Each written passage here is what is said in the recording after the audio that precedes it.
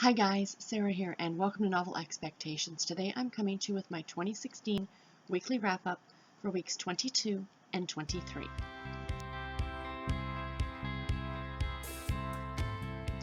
So if you watched my little Friday read / discussion video that I posted the other day, you'll know why I did not do any videos last week.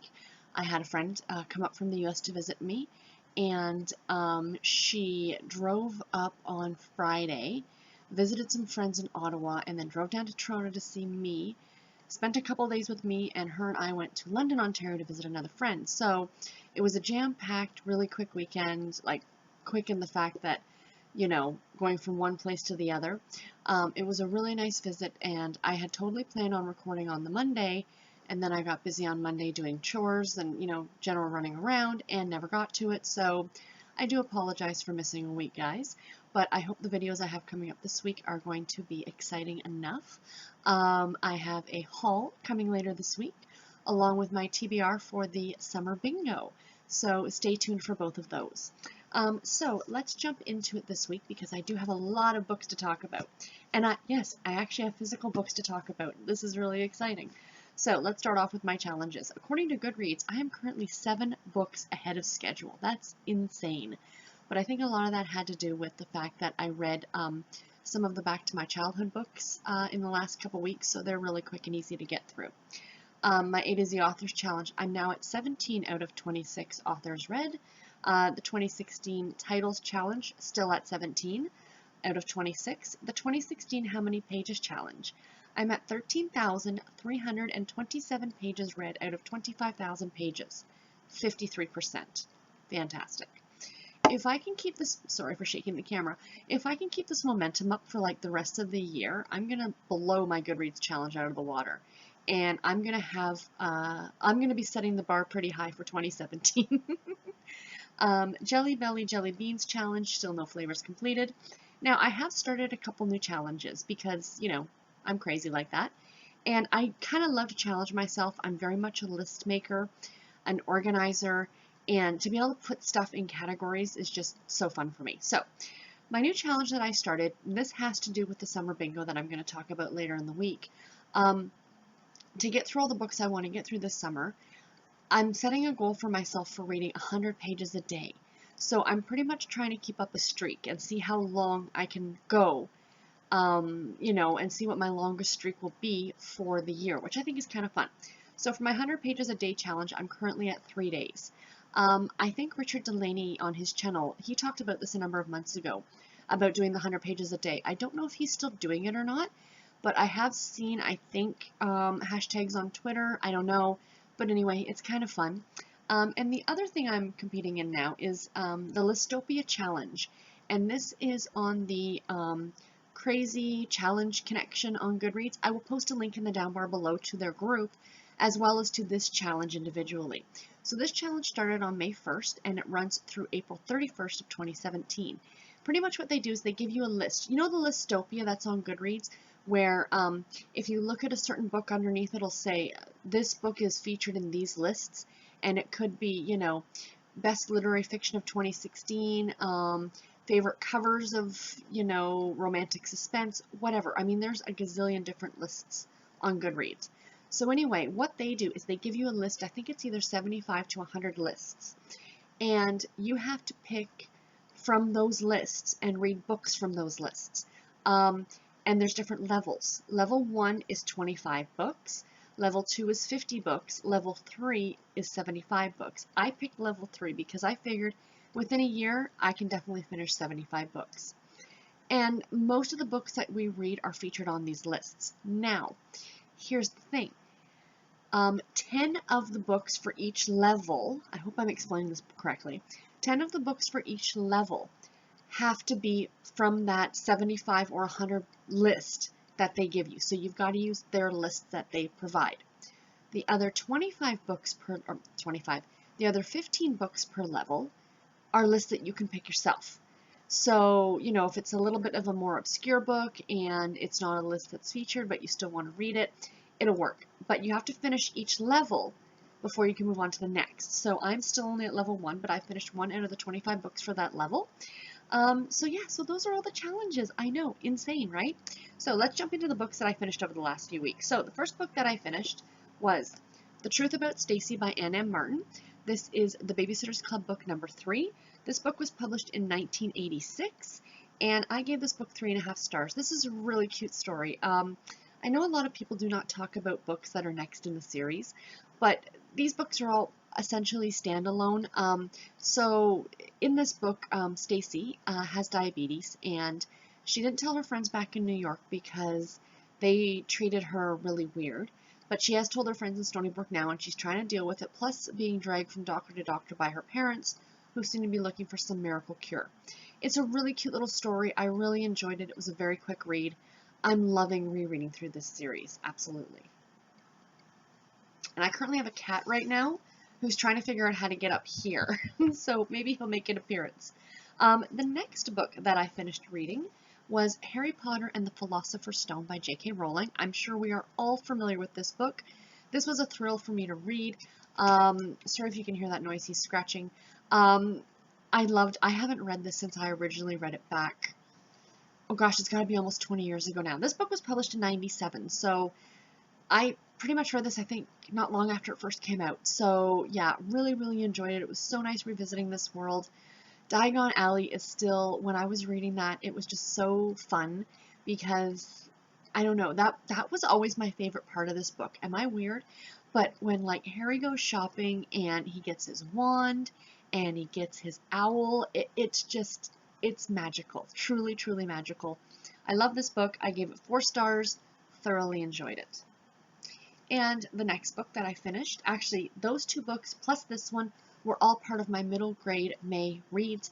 I'm sorry I didn't do a wrap-up video. See previous in this video where I said how busy I was. I do apologize, but the last book that I finished for middle grade reads was The Secret of the Old Clock by Carolyn Keene. This is the very first book in the Nancy Drew series.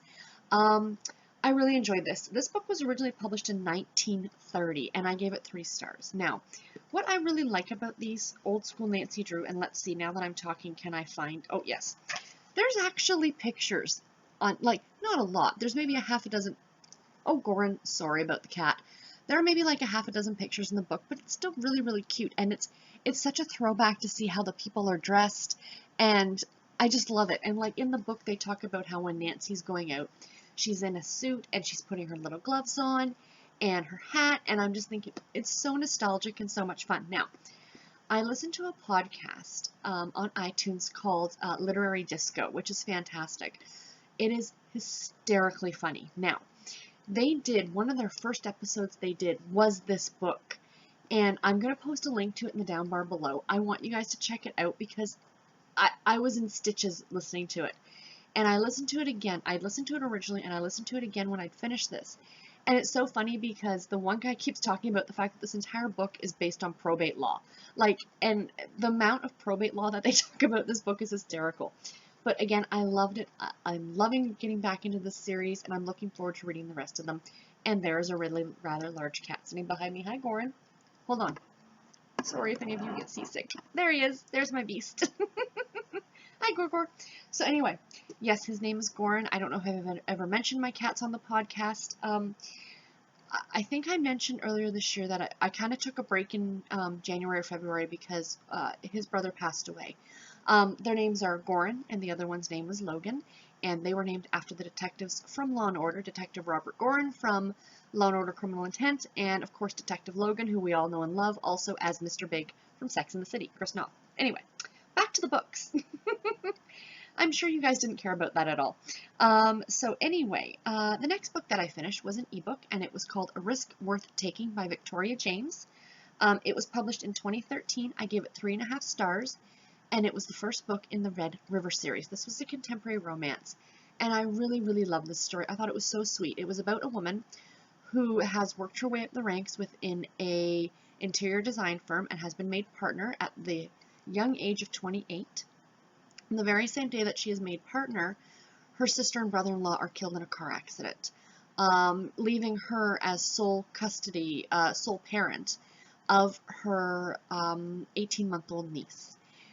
So she goes back to her small town of her hometown of Red River to pretty much fix up to flip the home that was going to belong to her sister and brother-in-law. It was originally her grandparents' home. It's the home that she grew up in. So she's there to do that, runs into her old high school flame, Quinn, and, you know, of course, sparks fly. It was a really, really great story. I'm pretty sure Victoria James, the author, is Canadian, because she kept mentioning Toronto, that Toronto was the city that the main character, and I'm sorry, I apologize, I can't remember her name, but I've read some other books in between. And Holly, her name was Holly, just clicked on me now, Holly and Quinn. And so I'm assuming it took place, they said it was a couple hours outside the city, and he's going to knock stuff on the table. I'm sorry. The cat is distracting me totally. So anyway, a really, really cute story. I really enjoyed it. I am going to be reading the rest of the books in the series, which I think follow Quinn's brothers. So that will be super fantastic. And the last book that I finished in the last couple weeks, I just finished it yesterday. No, the day before, was Reconstructing Amelia by Kimberly McRae. This book was published in 2013, and I gave this book 5 stars. Please do yourself a favor and read this book. If you are a parent of a teenager, if you are a parent of a young child who eventually will become a teenager, if you are a teenager yourself, if you're a grandparent, if you're an aunt, if you're an uncle, whatever, this book was so good. I've seen this book talked about quite a bit on BookTube, but more with people hauling it. I don't know how many people I've seen actually read it. This has had mixed reviews, and I looked at it at Goodreads that some people didn't think that people didn't like it. Some people loved it. I'm in the camp who loved it. Pretty much, for those of you who are unaware what this story is about, it's about a woman by the name of Kate, and she's a single mom of a 15-year-old girl named Amelia, and she's a lawyer. Now, all that I'm going to tell you is what's told on the back of the book and within the first chapter. She is a high-powered lawyer for some big firm in New York City, and she's in the middle of a very important meeting and gets a phone call from her daughter's prep school that the daughter has been suspended for cheating, which is, that blows the mother away. I mean, Amelia is a very gifted student. She's possibly can get into one of the Ivy League colleges.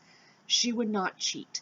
So the mom, Kate, tries to get out of this meeting, and she's rushing around, and of course with traffic, and she's an hour and a half late to pick up Amelia from the school. In that time, Amelia died. Committed suicide, and she's dead.